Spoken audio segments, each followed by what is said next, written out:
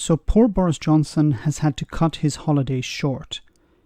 But how many times has he actually been on holiday this year?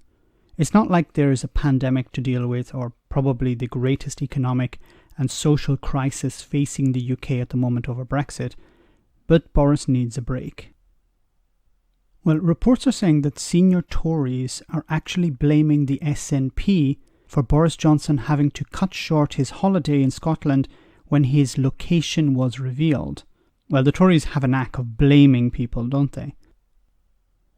So Boris was forced to pack up and return home on Friday after the media published photos of his coastal 3-bedroom holiday home with a bell tent set up in the garden.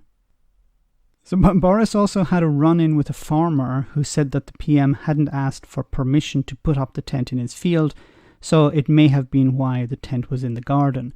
Boris Johnson was also accused of lighting fires which were not permitted.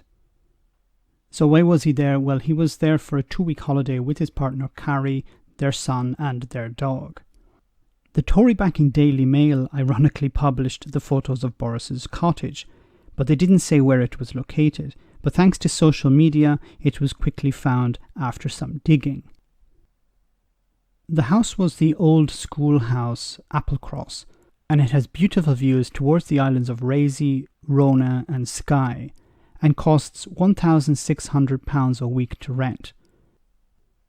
Now, I'm not sure if Boris is paying for this out of his own pocket, it is charged to the taxpayer, or if some very kind Tory donor has put him up there, of course for nothing in return.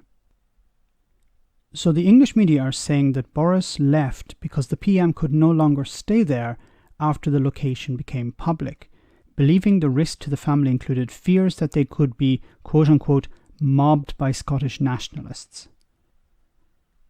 One senior Tory told a media outlet, and I quote, "The finger of blame for this all getting out is being pointed at the SNP, particularly Ian Blackford, who is local."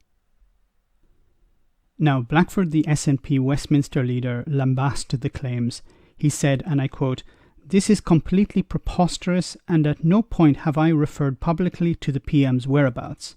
It's nothing to do with me, and to be smeared in this way is unacceptable."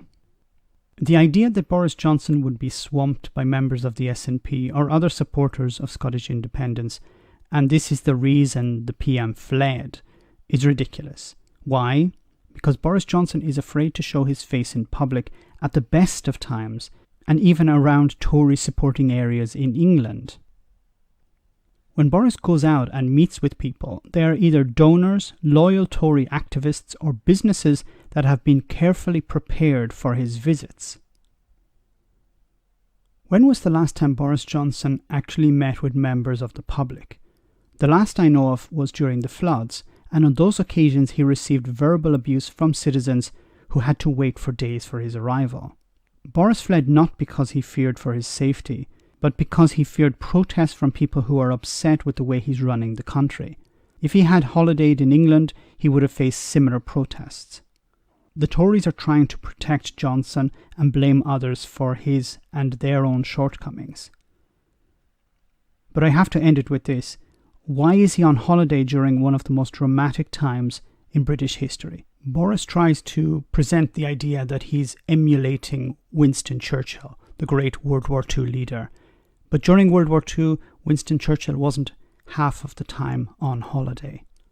Let me know in the comment section, guys, what you think. As always, your comments are greatly appreciated. Thanks a lot. Why not become a Patreon and enjoy access to our Discord server where we share news, chat, and have some fun? If you become a patron, you can also make video suggestions on topics that are important to you. Check it out via the link in the description.